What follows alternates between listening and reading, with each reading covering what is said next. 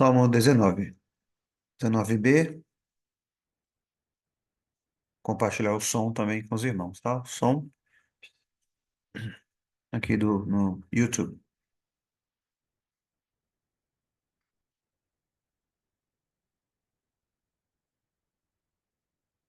Os céus proclamam sim a glória do Senhor, e o firmamento expõe as obras das suas mãos, e discursa ao dia ao que vem depois, e à noite a outra faz saber. Linguagem nem palavra ou som se ouve algum, porém se faz ouvir na terra sua voz, e as palavras soam até os confins. Aí pôs uma tenda ao sol, que assim como o herói os céus a percorrer, dos aposentos sai, qual noivo a se alegrar, e de um extremo ao outro vai, e nada escapa ao seu calor. Perfeita é a lei de Deus, restaura o coração. Seu testemunho fiel ao simples dá o saber. Do Senhor muito retos preceitos são, e alegram bem o coração. O mandamento seu é puro e dá visão. É claro o seu temor, para sempre durará. Verdadeiros são os juízos seus, e justos todos por igual. Amém. Salmo 19. Nós vamos meditar então na lei do Senhor, na importância, na excelência da lei do Senhor. Então, nesse momento, nós vamos abrir a palavra do Senhor no livro de Cantares de Salomão, capítulo 1. Leremos o capítulo 1 e o capítulo 2 até o versículo 7. Cantares de Salomão, capítulo 1, versículo 1. Nós leremos até o versículo 7 do capítulo 2. Diz assim a palavra do Senhor. Cântico dos Cânticos, que é de Salomão, beije-me ele com os beijos da sua boca, porque melhor é o teu amor do que o vinho, suave é o aroma dos teus ungüentos. Como um unguento derramado é o teu nome. Por isso as virgens te amam. Leva-me tu, correremos após ti. O rei me introduziu nas suas câmaras. Em ti nos regozijaremos e nos alegraremos. Do teu amor nos lembraremos, mais do que do vinho. Os retos te amam. Eu sou morena, porém formosa, ó filha de Jerusalém, como as tendas de Quedar, como as cortinas de Salomão. Não olheis para o eu ser morena, porque o sol resplandeceu sobre mim. Os filhos de minha mãe indignaram-se contra mim. Puseram-me por guarda das vinhas, a minha vinha, porém, não guardei. Dize-me, ó tu, a quem ama a minha alma, onde apacentas o teu rebanho? Onde o fazes descansar ao meio-dia? Pois por que razão seria eu como a que anda errante junto aos rebanhos dos seus companheiros? Se tu não o sabes, ó mais formosa entre as mulheres, sai-te pelas pisadas do rebanho e apacenta as tuas cabras junto às moradas dos pastores. As éguas dos carros de Faraó te comparo, ó meu amor. Formosas são as tuas faces entre os teus enfeites, o teu pescoço com teus colares. Enfeites de ouro te faremos, com incrustações de prata. Enquanto o rei está sentado à sua mesa, o meu nardo exala o perfume. O meu amado é para mim como um ramalhete de mirra, posto entre os meus seios. Como o ramalhete de hena nas vinhas de Engedi, é para mim o meu amado. Eis que és formosa, ó meu amor. Eis que és formosa. Seus olhos são como as das pombas. Eis que é formoso, ó amado meu, e também amável, o nosso leito é verde. As traves da nossa casa são de cedro, as nossas varandas de cipestre. Eu sou a rosa de Saron, o lírio dos vales. Qual lírio entre os espinhos, tal é o meu amor entre as filhas. Qual a macieira entre as árvores do bosque, tal é o meu amado entre os filhos. Desejo muito sua sombra, e debaixo dela me assento, e o seu fruto é doce ao meu paladar. Levou-me à casa do banquete, o seu estandarte sobre mim era o amor. Sustentai-me com passas, confortai-me com maçãs, porque desfaleço de amor. A sua mão esquerda esteja debaixo da minha cabeça, e a sua mão direita me abrace. Conjuro-vos, ó filha de Israel, perdão, conjuro-vos, ó filhas de Jerusalém, pelas gazelas e servas do campo, que não acordeis nem desperteis o meu amado, até que queira. Amém. Irmãos, hoje nós vamos meditar aqui no versículo 7. O versículo 7 novamente, diz o seguinte: Conjuro-vos, ó filhas de Jerusalém, pelas gazelas e servas do campo, que não acordeis nem desperteis o meu amor, até que queira. Anteriormente, nós falamos no versículo 6 sobre o desejo da amada de descansar sua cabeça debaixo da mão esquerda do seu amado e também o desejo dela de ser abraçada. E a sua mão direita me abraça. A amada deseja, então, um abraço do amado e deseja descansar a sua cabeça debaixo da sua mão. Nós vimos que, anteriormente a isso ainda, né, que ela desejou ser confortada, né? Confortada com maçãs, com passas, e por sua vez isso está ligado ao versículo 4, a casa do banquete, que é a casa do vinho, e o fato do amado ser como uma macieira, no versículo 3. Então, na nossa sequência, nós estamos estudando sobre Cristo e a igreja, relacionamento de Cristo com a igreja, de Cristo com o crente, conforme vimos na introdução, de maneira correta, clássica, de interpretar este livro que tão complexo, né, muito difícil nos nossos dias. Muitos não pregam, difícil encontrar pregadores, até mesmo no meio reformado, pregando sobre o livro de Cantares de Salomão.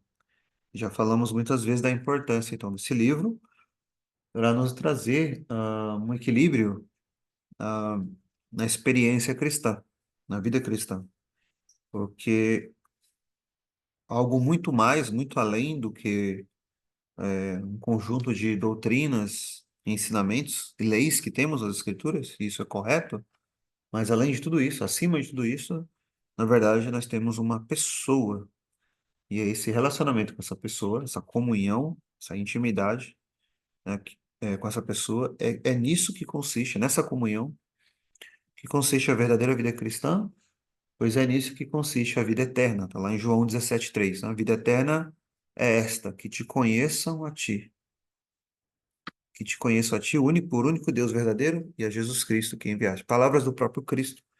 Vida eterna é conhecê-lo.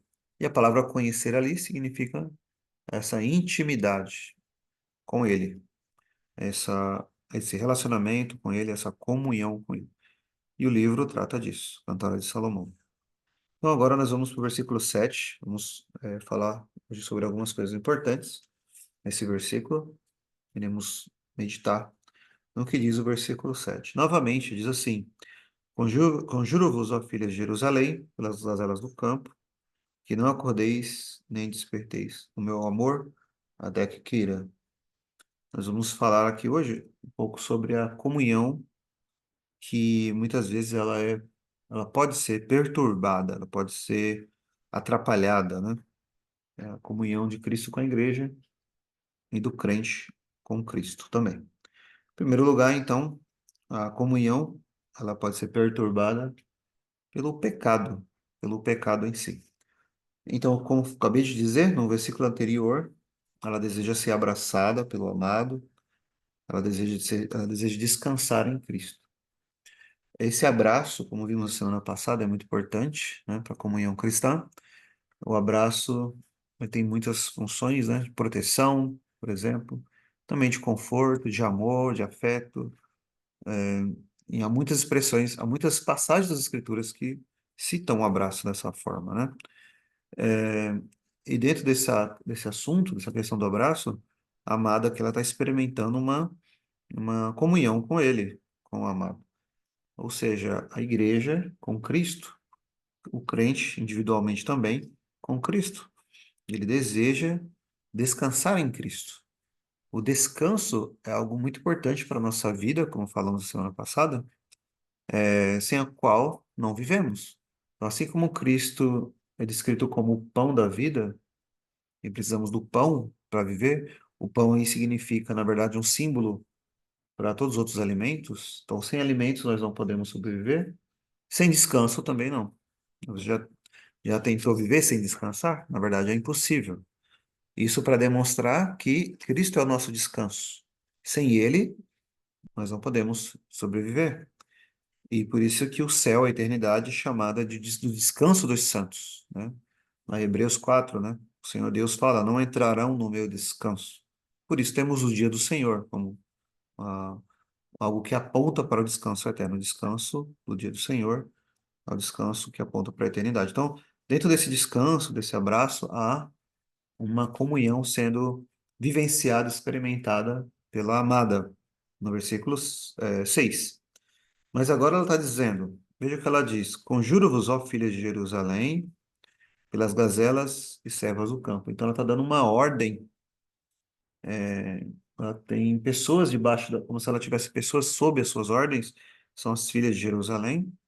Muitos interpretam aqui como, por exemplo, você tem a amada como a igreja, e as filhas de Jerusalém são os membros da igreja, muitas vezes ainda aprendendo, conhecendo, estudando, crescendo na fé ainda, às vezes novos convertidos, né?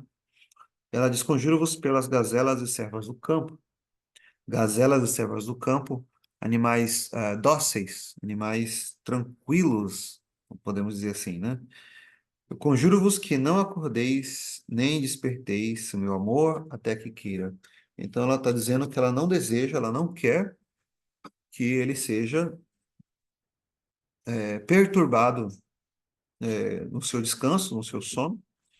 Também essa perturbação é uma perturbação, na verdade, da comunhão dela com ele, que está no versículo anterior, no versículo 6. Então ela está dizendo: não o acordeis, não o desperteis, não o incomodeis, não incomode ele. Nesse momento de comunhão que ela está tendo, você não deve incomodar o amado em sua comunhão com a sua igreja. Você não deve, não pode despertá-lo. O despertar aqui está relacionado a isso. Os comentaristas concordam nesse sentido. A ideia é que ela tem um zelo amada pelo amado, ela não deseja que ele seja incomodado, que ele não seja é, despertado neste momento de doce comunhão.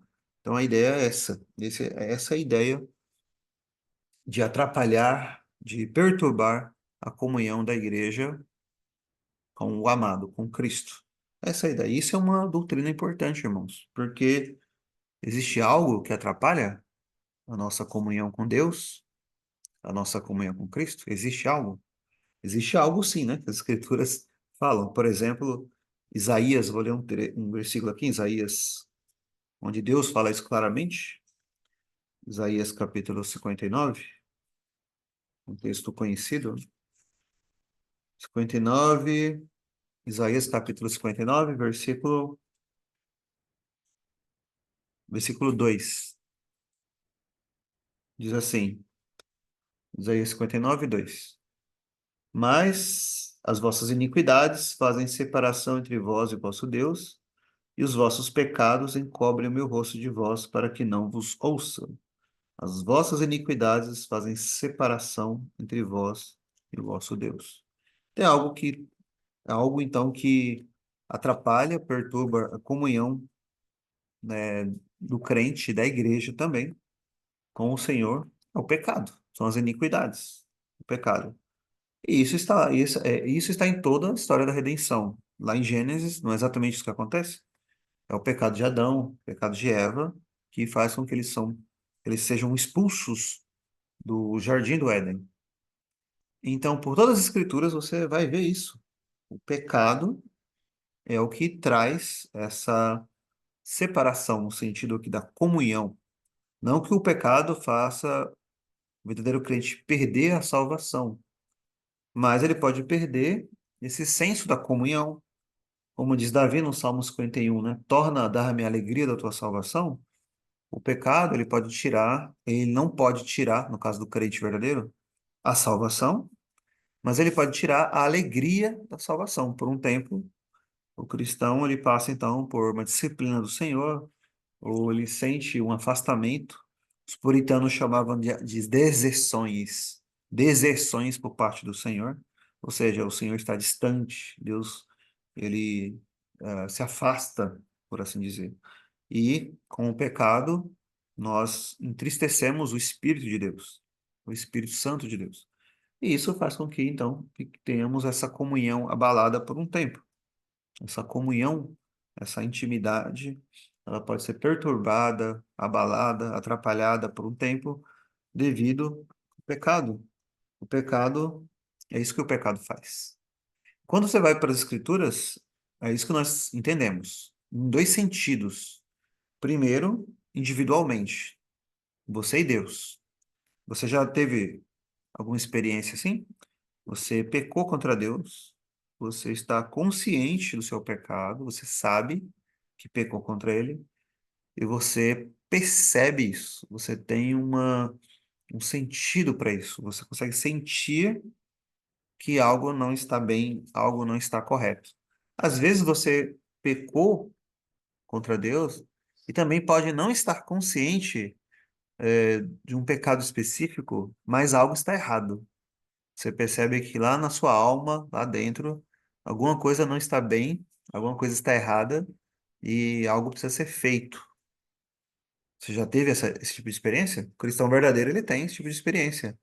Se a pessoa se diz cristão, participa da igreja e tudo mais, e ele vive como, de qualquer maneira, ele peca contra Deus, e para ele tanto faz, não há nenhum sentido para ele quanto a isso, ele não percebe, ele não sente que a comunhão dele foi atrapalhada, então aí provavelmente ele não seja cristão verdadeiro e talvez nunca houve nenhuma comunhão verdadeira com Cristo. Nunca houve nenhuma comunhão verdadeira com Cristo. Então, se nunca houve uma comunhão verdadeira com Cristo, não tem o que ser perturbado, né? A comunhão dele não vai ser perturbada porque nunca houve. Ela nunca houve. Agora, o cristão verdadeiro é aquele que percebe, é aquele que sente que alguma coisa está errada, alguma coisa que ele fez, e ele vai procurar saber o que que é, ou se é consciente, se ele já tem certeza do que ocorreu, ele precisa confessar o seu pecado. Vários salmos falam disso, né? Além do Salmo 51, o Salmo 34, livro de Provérbios, vários textos, né? No Novo Testamento também, tristeza segundo Deus, né? Produz o arrependimento. O cristão verdadeiro precisa confessar o seu pecado, porque a sua comunhão, ela foi ali, perturbada. O Senhor está longe. E isso existe, irmãos. Hoje é estranho, né? Muitos cristãos, me refiro até ao meio reformado, não concordar com isso, ou não aceitar isso. Mas existe sim essa intimidade com Cristo e existe essas deserções por parte do Senhor. O Senhor ficar distante, longe. E o que faz isso? Pecado. O pecado. Então ela diz: não acordeis nem desperteis o meu amor, não perturbe. O que perturba a igreja é pecado. O que perturba a vida espiritual do crente, pecado. Você já viveu isso? esse tipo de experiência na sua vida, se já isso é algo bom e positivo, por um lado, porque demonstra que você tem uma sensibilidade espiritual e que você nasceu de novo. Mas se você nunca sentiu uma deserção da parte do Senhor, um afastamento da parte do Senhor, se você não sabe o que é isso na sua vida prática, aí sim você deve se preocupar. E será que você já teve essa comunhão descrita aqui com Ele? Será que você já teve? Porém, não apenas o pecado atrapalha a sua comunhão pessoal com Cristo, não apenas isso, mas também atrapalha a igreja. Já parou para refletir nisso? Para meditar sobre isso? Ó, conjuro-vos, ó filhas de Jerusalém, pelas gazelas e servas do campo, que não acordeis nem desperteis o meu amor. Então ela estava falando com as filhas de Jerusalém, para que isso não ocorra. Como eu falei agora há pouco, muitos interpretam então a amada como a igreja e as filhas de Jerusalém como os crentes, também, um grupo de crentes, geralmente novos na fé, novos convertidos. Eles também não devem, eles não devem atrapalhar essa comunhão, perturbar essa comunhão. Porque, na verdade, o pecado individual, ele afeta você, sua relação com Deus, mas o pecado do crente também afeta a comunhão da igreja. Já parou para pensar nisso? Que o seu pecado, ele não atrapalha só você e Deus, mas atrapalha até mesmo a igreja como um todo. Você pode pensar, mas é só eu sozinho? Sim, até mesmo isso. No Velho Testamento, nós temos muitos exemplos disso, especialmente líderes, né? Pecado de Davi, lembra do pecado de Davi? Davi numerou o povo lá, lembra? Lá em Crônicas, em Reis. Deus castigou o povo todo. O próprio Davi falava, Senhor, não foi eu que pequei, então que teu juízo venha só sobre mim, sobre a minha casa. Mas Deus castiga o povo todo. Muitos morrem ali pelo juízo de Deus. Davi, ele olha e ele vê o anjo do Senhor entre o céu e a terra com a espada desembainhada na mão, ferindo, matando o povo por causa do pecado. Sabe? Nós vemos o caso de Saul pecando contra Deus, vários líderes. Salomão, o reino foi dividido por causa dos pecados de Salomão. Então você lê lá Crônicas e Reis, né? Então o povo todo sofreu pelo pecado dos reis, mas não só dos reis, até mesmo de outras pessoas que não estavam em posições assim de liderança. Você deve se lembrar no livro de Josué sobre Acã. Lembra de Acã? Por que que Israel perdeu, né, a batalha? É por causa do pecado de Acã. Tem pecado no meio do povo, Deus disse. Encontraram Acã, ele tinha roubado lá a capa, né? Ele tinha furtado, feito algo que Deus havia proibido. Só um pecado de uma pessoa ali perturbou todo Israel. Então, muitas vezes, o crente também, você comete pecados, você pensa que vai afetar só você, mas afeta você, afeta a sua família e afeta a igreja também. Então, não faça isso, não desperteis o meu amor, não perturbe ele, não faça algo que desagrade ele, não atrapalhe a comunhão da igreja, não viva de modo pecaminoso, pecou contra o Senhor, confesse o seu pecado, arrependa-se do seu pecado, quanto antes, volte para Ele, mas não perturbe a sua comunhão com Deus, nem a sua família, nem a sua igreja, porque os nossos pecados, eles, como acabamos de ler em Isaías, eles fazem essa separação. Deixando bem claro que essa separação não se refere a perder a salvação, a separação eterna, mas essa comunhão ali que o cristão e o crente têm com Cristo, com Deus, com a igreja. Você já meditou sobre isso? Já refletiu sobre isso? Que o seu pecado tem impacto na comunhão com Deus, com Cristo? E que você não deve ah, fazer isso. Você já experimentou esse afastamento do Senhor? Você já viu na sua vida, na vida da sua família ou da igreja que você frequenta ou frequentava, algo nesse sentido? Né? Eu creio que no Brasil é muito comum, né? Pecados de líderes, de pastores, pessoas que estão à frente de trabalhos, pecarem e o que acontece? Né? O que acontece? Muitos se desviam, o nome de Deus é blasfemado entre os gentios, algo terrível. Então ela diz: conjuro-vos, ó filhas de Jerusalém. Então olhe para você mesmo, para a sua vida. Será que você está perturbando a obra de Deus, os caminhos de Deus, a igreja de Deus, a obra de Deus? Medite sobre isso, porque isso é importante. Medite se você não está sendo um empecilho para a obra de Deus. Cada um de nós devemos meditar para obedecer ao Senhor e andar nos caminhos dele e não atrapalhar o seu caminhar com Deus. Então, uma coisa que atrapalha são os pecados. O pecado atrapalha essa comunhão com Deus. Segundo lugar, irmãos, nós vamos falar então também sobre outra coisa importante aqui no texto, sobre a desobediência. Claro que o pecado também é desobediência, né? Mas vamos falar agora de desobediência em outro sentido. A desobediência a Deus, a sua lei, aos seus mandamentos, também atrapalha a igreja, a comunhão da igreja com Deus e com Cristo. Veja o que ela diz ainda no final, né? Depois, no começo, ela fala: conjuro-vos, ó filhos de Jerusalém, pelas gazelas e servas do campo, que não acordeis, nem desperteis o meu amor, até que ele queira, até que queira. Então, você deve não fazer o que você quer, o que você deseja, mas o que ele quer e quando ele quer, até que ele queira. Então, nós temos o pecado que atrapalha a comunhão com Deus, mas também nós temos a desobediência aos mandamentos de Deus. Isso está conectado ao pecado, mas eu quero que você pense agora em outro, um pouco, um sentido um pouquinho diferente. Que muitas vezes as pessoas querem fazer coisas para a igreja, para ajudar a igreja, mas não é aquilo que Cristo quer. Não é o que Cristo quer. E isso atrapalha também a comunhão da igreja com Cristo. A doutrina, da obediência, a obediência a Deus, melhor dizendo, nas Escrituras é algo muito importante, algo muito central, essencial na vida cristã. Mas você traz para os nossos dias hoje, a questão da obediência, você vai perceber que não é muito pregado sobre isso em nossos dias. Por exemplo, os 10 mandamentos, a lei de Deus. Os 10 mandamentos, eles não são explorados por maior parte das igrejas chamadas cristãs. Não é explorado.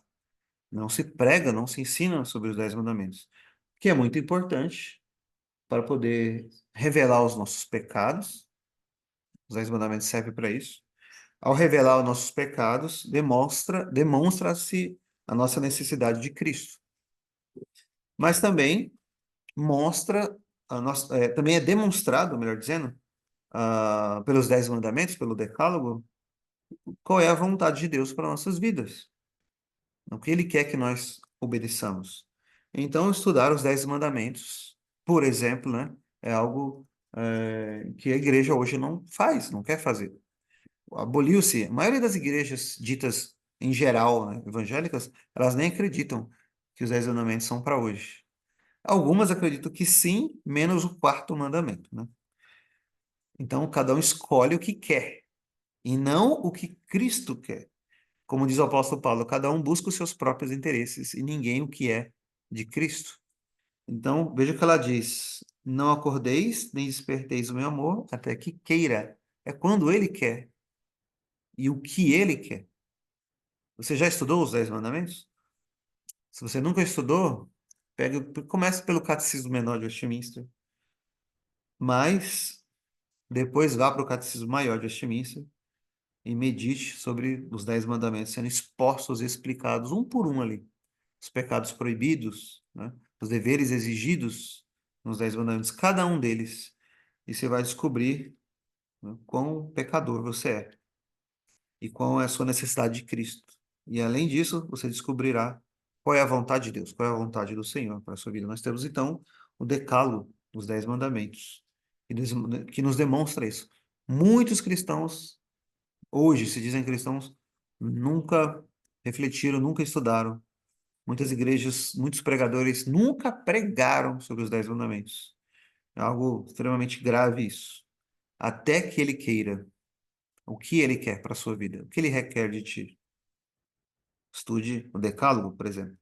Mas uma outra coisa importante, aqui ainda também nesse versículo, é que diz o seguinte: até que ele queira, que não acordeis nem desperteis o meu amor, até que ele queira. Então, muitas vezes, essas filhas de Jerusalém, muitas vezes os cristãos de modo geral, eles têm uma boa intenção, eles querem fazer algo, eles querem ajudar, eles querem, de alguma maneira ou outra, abençoar a igreja, ser útil na igreja.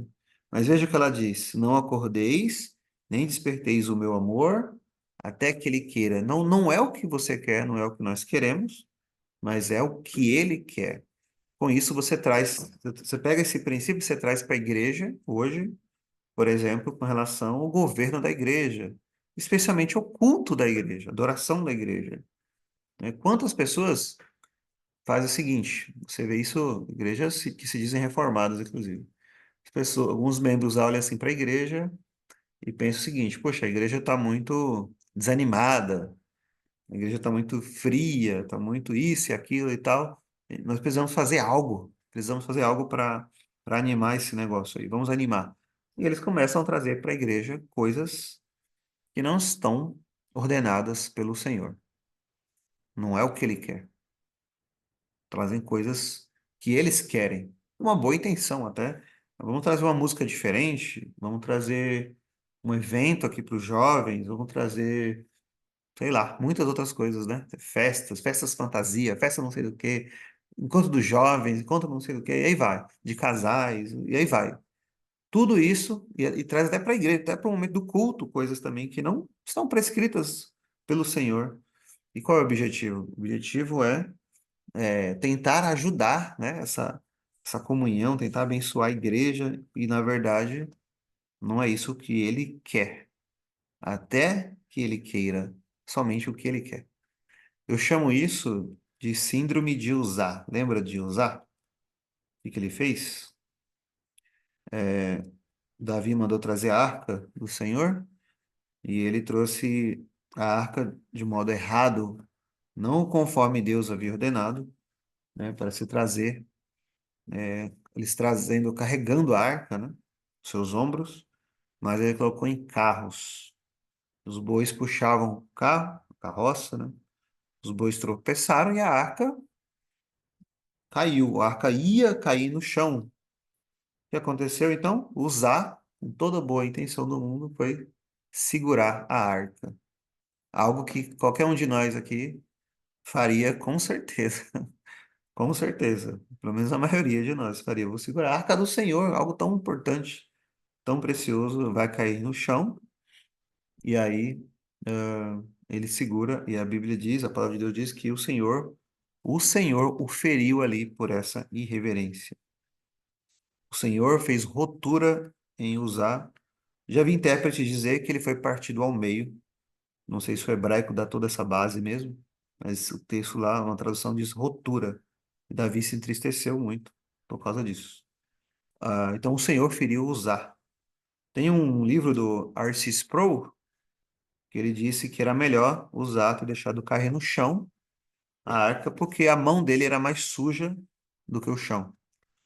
Porque o chão, pelo menos, está obedecendo a Deus, né? Fazendo aquilo para o qual ele foi criado, enquanto nós pecamos. Todos pecaram. Estão destituídos da glória de Deus. Então, usar toda a boa intenção do mundo. Quantas pessoas têm uma grande, né, boa intenção em trazer coisas para a igreja para encher a igreja, ou animar a igreja.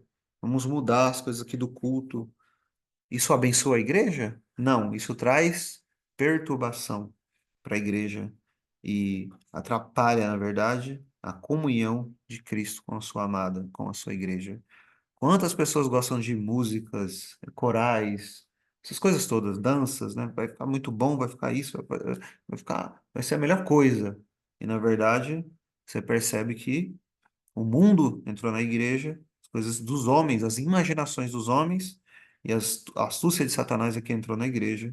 E isso vai trazer o quê para a igreja? Juízo, apenas juízo. Veja as cartas de Cristo para as igrejas lá no livro de Apocalipse. os pecados que eles estão cometendo e como isso, né, é terrível para a igreja. E Cristo diz: Eu vou tirar, eu vou tirar o seu candelabro, né? Vou tirar o seu candeeiro, melhor dizendo, não será mais uma igreja de Cristo. E muitas igrejas já deixaram de ser igreja faz tempo, né? Continuam sendo apenas um clube. Nós vemos isso na Europa hoje, em nossos dias, infelizmente, e até no Brasil, com o liberalismo teológico. Algo terrível, terrível. Então, isso traz apenas o quê? O juízo de Deus. Apenas o juízo de Deus sobre a igreja. Será que nós estamos buscando o que ele quer? Veja, até que ele queira. É o que ele quer, o que ele ordenou que tem que ser trazido. Não coisas que você pode trazer, você inventar. Não, é o que ele disse. Nós chamamos isso também de princípio regulador do culto. É somente o que ele ordenou, está lá em Deuteronômio 12:32. Tudo o que o Senhor te ordenou para fazer, farás. Nada acrescentarás e nada diminuirás. Não pode nem acrescentar, nem tirar aquilo que ele diz, aquilo que ele ordenou. O livro de Hebreus também diz isso, né? Que nós devemos servir a Deus com temor e tremor, devemos servi-lo de modo agradável, com temor e tremor, porque ele é um fogo consumidor. Pessoas que acham que isso é só para o Velho Testamento. O Novo Testamento fala que ainda é mais grave ainda no Novo Testamento, essa desobediência do que Deus não ordenou trazer para o culto. Lembro que lá em Isaías, o Senhor fala, vocês fizeram coisas que nem subiram ao meu coração, Deus fala, nem passou pela, é como se Deus falasse assim, parafraseando, isso nem passou pela minha mente, e vocês estão fazendo, vocês estão criando, o homem é tão criativo, né? Eles querem agradar a si mesmos e usam até próprias escrituras de modo distorcido para justificar seus atos. Isso é algo terrível, irmãos, é algo terrível. Então, essa desobediência. Então, nós temos o pecado que atrapalha, então, a comunhão de Cristo com a igreja, a sua comunhão pessoal, e também essa desobediência quanto aos mandamentos de Deus, quanto à igreja, quanto ao governo da igreja, quanto ao culto que a igreja presta. A desobediência é algo, então, que não agrada a Deus. Você se lembra que Deus falou para Saul? Saul foi lá, sacrificou, os animais, achando que estava fazendo algo bom para Deus. E o que que o Samuel falou para ele da parte do Senhor? Obedecer é melhor do que sacrificar. Obedecer, a obediência. Então, o que Deus requer de nós é essa obediência à sua lei, que nós possamos nos conformar ao que Ele quer e que a vontade dele seja também a nossa vontade, que nós possamos nos conformar ao que Ele é e ao que Ele quer, o que Ele deseja, nos conformar à sua lei, à sua vontade e passar a ter prazer nela, na sua lei. O maior exemplo que nós temos disso é o próprio amado aqui do texto, Cristo, Jesus. Ele foi obediente em todas as coisas. Na verdade, as Escrituras diz que Cristo foi obediente até a morte e morte de cruz. Então, que nós olhamos para obedecermos a Ele. Porque muitas pessoas pensam assim, mas se eu fizer, começar a fazer isso na igreja, por exemplo, no caso de ministros, as pessoas vão embora, a igreja vai fechar, ele vai perder talvez o seu salário, né? Sua renda, motivos assim humanos, alguns motivos que são até compreensíveis do ponto de vista humano, mas importa mais obedecer a Deus do que a homens. Importa mais obedecer a Deus, irmãos. E aí você olha para Cristo, ele foi obediente até a morte de cruz. Então ele é o maior exemplo que nós temos dessa obediência. É Cristo Jesus, né? Essa obediência, quando você começa a caminhar de fato em obediência ao Senhor, você percebe que aquela comunhão que por um momento você perdeu, ela é restaurada e você começa a desfrutar mais da presença de Deus, da comunhão do Senhor, como Cristo pôde experimentar na sua vida. O próprio Cristo, ele é o maior exemplo de tudo. Mas a obediência de Cristo é interessante notar que ela, não sei se você já parou para meditar nisso, mas a obediência de Cristo, ela é um dos agravos do sofrimento de Cristo. Então, muitas vezes nós não queremos obedecer ao Senhor na igreja, em outras coisas também, porque isso é difícil, isso é complicado, mas olhe para Cristo. É isso que diz Hebreus, né? Olhe para Cristo. João Calvino diz: enquanto tivermos Cristo marchando diante de nós, não teremos motivo para temer. Olhe para Cristo marchando em obediência diante de você, e você verá nele um grande exemplo de obediência, porque até a sua obediência foi um motivo de agravo para o seu sofrimento. O que quer dizer isso? O que eu quero dizer com isso? Agravo. Porque, por exemplo, você já sofreu, ah, de maneira inocente alguma vez? Você está obedecendo, fazendo tudo certinho, por exemplo, num trabalho, por exemplo, às vezes, né, estudando na escola, na universidade, eu não sei, ou às vezes na igreja, você está procurando fazer o melhor, obedecer ao Senhor com sua sinceridade de coração, com sua honestidade, você deseja servir ao Senhor. E aí as pessoas ainda te acusam de algo que você não fez. Você está querendo fazer o que é correto, você está querendo fazer aquilo que é certo. E você é acusado exatamente do contrário, né? De que é o que você não fez. O que que isso faz? Isso faz com que nós soframos ainda mais, né? Podemos estar sofrendo por alguma coisa que realmente fizemos de errado, por exemplo, mas quando a acusação é sobre algo que você não fez, o sofrimento é maior, não é? Você já experimentou isso? Essa injustiça? Você já experimentou injustiças assim? Falsas acusações, calúnias. Isso é algo terrível, irmãos, de sofrer. Coisas que você jamais fez, nem sequer pensou em fazer, e você é acusado dessas coisas. Aí você sofre por isso, aí você olha para Cristo. Olha para Cristo. Olha para Cristo. O que ele sofreu pelo seu pecado. Ele sofreu pelos nossos pecados. Os nossos pecados são imputados a ele. Ele é tratado como se todos esses pecados, como se fossem dele, sendo que não são dele, porque houve essa imputação, né, dos nossos pecados a ele. Então ele sofre infinitamente mais do que você pode sonhar ou imaginar. O pecado de uma multidão inumerável de pessoas. Ele sofre de maneira inocente, a inocência de Cristo. É por isso, irmãos, que o sofrimento no inferno que as pessoas sofrerão no inferno, nem esse sofrimento deles lá no inferno jamais irá se igualar ao sofrimento de Cristo na cruz pelos eleitos. Jamais. Sabia disso? Porque no inferno as pessoas sofrerão pelos seus próprios pecados, cada um. Cada um pelos seus pecados. E não apenas isso, mas cada um sofrerá também sabendo, conhecendo que Deus é justo e que eles são culpados, realmente eles merecem aquilo. Eles cometeram seus pecados e vão sofrer sabendo que são culpados, eles não são inocentes. Mas se você olha para Cristo, olha o contraste, como é grande, o contraste. Cristo, ele sofre não apenas pelos pecados de uma pessoa, mas por uma multidão, e não apenas isso, ele sofre sendo inocente. A inocência de Cristo, ela gravou o seu sofrimento por nós na cruz. Então ele sofre sendo obediente. Essa obediência, então, que nós temos que olhar, temos que refletir, nós temos que meditar. É essa obediência. E note que essa comunhão que estamos falando aqui no versículo 7, essa comunhão, por causa do pecado, os nossos pecados, né? Cristo está ali sofrendo já no Getsemane, e depois na cruz, Deus meu, por que me desamparaste?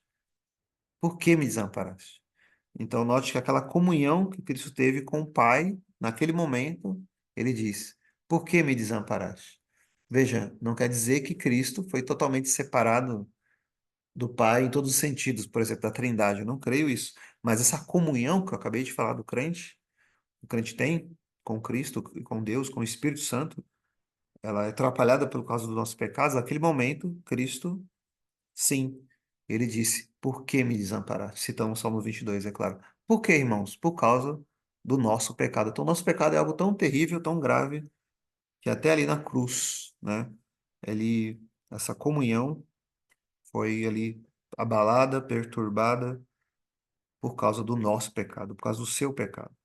E ainda assim, ele foi obediente até a morte e a morte de cruz, tendo em vista a reconciliação, a nossa reconciliação com Deus. Como diz lá o apóstolo Paulo em 2 Coríntios, capítulo 5. Rogo-vos, irmãos, rogo-vos que vos reconcilieis com Deus. Então, como eu posso reconciliar? Como eu posso ter essa comunhão reestabelecida com Deus? Por meio de Cristo, por meio da sua obediência. Se eu olhar para mim mesmo, não tenho como ter comunhão com Ele, mas pela obediência de Cristo é restaurada essa comunhão. Então, o que que Ele quer? O que Ele deseja de nós? O que que o Senhor requer de nós? Que ames o teu Deus, que andes humildemente com o teu Deus, que obedeça a sua lei, obedeça os seus mandamentos. Lembra lá de Eclesiastes? O dever de todo homem. Qual é o dever de todo homem? Guardar os seus mandamentos. Teme ao Senhor e guarda os seus mandamentos. Qual é o dever de todo homem? Segundo o Senhor Jesus mesmo disse: arrependei-vos e crede no Evangelho. Então, que nós não sejamos como é descrito aqui no versículo 7, que como as filhas de Jerusalém que podem perturbar ou atrapalhar essa comunhão, que não sejamos assim, mas pelo contrário, que sejamos obedientes a Cristo, obedientes à sua palavra, à sua lei, e fazer o que ele quer, somente o que ele deseja. Então, não perturbe a sua comunhão com Cristo. Não perturbe a comunhão da igreja e busque fazer o que ele quer. Não procure acordá-lo ou despertá-lo até que ele queira. Que você possa desejar essa comunhão com Cristo e desejar que outros irmãos tenham essa comunhão com Cristo e que a igreja como um todo também tenha essa comunhão com Cristo, olhando para Ele, firmemente para Ele, para o autor e consumador da nossa fé, porque Ele, somente nele, temos essa comunhão com Deus, essa comunhão com Cristo. Meus irmãos, que possamos meditar então sobre isso. Cristo sofreu por nós, mesmo sendo obediente, que nós possamos seguir seu exemplo e sermos obedientes. Muitas vezes pode nos causar dificuldades, lutas, mas continuemos a obedecer. Obedecer é melhor. Obedecer é melhor do que sacrificar. Deus então nos abençoe, irmãos, e possamos refletir sobre a obediência de Cristo por nós. E possamos meditar nisso para que sejamos também obedientes como ele foi. Amém. Irmãos, nós vamos orar então, irmãos, neste momento para nós encerrarmos. Pedir ao irmão William que faça uma oração. Irmão Anderson também, se o irmão Anderson puder. Para nós encerrarmos, ok? Oremos.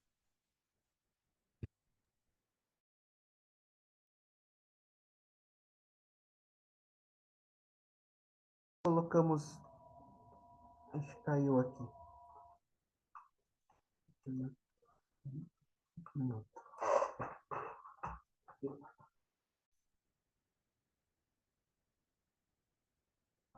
Agora volta.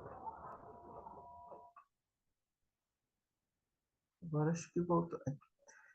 Senhor, nosso Deus, e a quem por grande privilégio podemos chamar de Pai, nós nos colocamos diante da Tua presença, Senhor, não por nós mesmos, mas em nome do Teu Filho, em nome da Santíssima Trindade, Pai, Filho e Espírito Santo. Queremos te agradecer, ó Deus, pela liberdade que Tu nos concede de te buscarmos, de nos reunirmos aqui com toda a liberdade que o Senhor mesmo concede, ó Pai. Queremos te agradecer pelo dia de hoje, pelas condições de vida que nós temos, por esta oportunidade, ó Pai, de estarmos aqui reunidos, que o Senhor possa estar abençoando a cada um de nós e também aqueles que não puderam participar, ó Pai. Abençoe nossos irmãos e irmãs que padecem, Senhor Deus, de algum tipo de sofrimento, que passam por alguma enfermidade, ó Pai, Abençoai, Senhor Deus, os enlutados, os encamados, hospitalizados, enfermos, ó Pai, e também os cristãos que sofrem perseguição, nossos irmãos na China, ó Pai, e até por aqueles que estão sob sequestro também, Senhor. Tem misericórdia de nós, que a tua igreja possa ser abençoada, em especial no Brasil, para que a tua verdade volte a brilhar, Senhor Deus, não somente em nossos corações, mas também sobre o povo brasileiro que tanto tem se afastado de ti, Senhor. Tem misericórdia, que o Senhor também abençoe o irmão Joelson, pai, sua família, sua esposa, seus filhos, que administrou a tua palavra, Senhor Deus, com fidelidade, e que possamos, ó Pai, não ser apenas ouvintes da tua palavra, mas praticantes.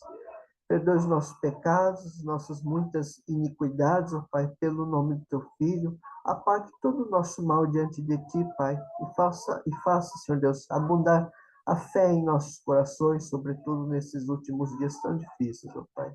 Nos ajude, abençoe esta semana que se inicia. Obrigado pelos livramentos, ó Pai, pela saúde que tu nos tem dado e pelo privilégio, ó Pai, de sermos conhecedores da tua vontade, que o Senhor, por tua misericórdia, nos revelasse, ó Pai. Queira nos abençoar, nos perdoar. Todas estas coisas nós te pedimos, em nome de Jesus, teu Filho. Amém. Amém. Amém. O Anderson, boa noite, pastor Joelson. O Anderson não está podendo orar. Tudo bem, sem problema. Obrigada. Obrigado, viu? De nada. Irmãos, vamos fazer, eu vou fazer uma breve oração e nós encerramos. Senhor Deus, nosso Pai, te agradecemos, ó Deus, pelo privilégio que o Senhor nos concedeu de termos a tua palavra.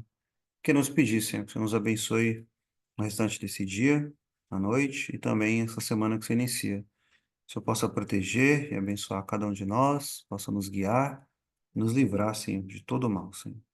Nos dê sabedoria, nos dê força, nos dê ânimo, nos dê direção em todas as coisas, Senhor. Abençoa a igreja do Senhor, para que tenhamos, ó Deus, mais igrejas, ó Deus, em mais lugares do Brasil, que o Senhor possa levantar, Senhor, homens comprometidos com o ministério, possa levantar, Senhor, homens e mulheres comprometidos com a tua verdade, com a tua palavra, para a glória do teu nome. Abençoa a igreja, Senhor, neste país, abençoa a pregação do evangelho em todo este mundo, Senhor. Fica conosco, Senhor, nos abençoando, nós oramos, ó Deus, em nome do Senhor Jesus. Amém.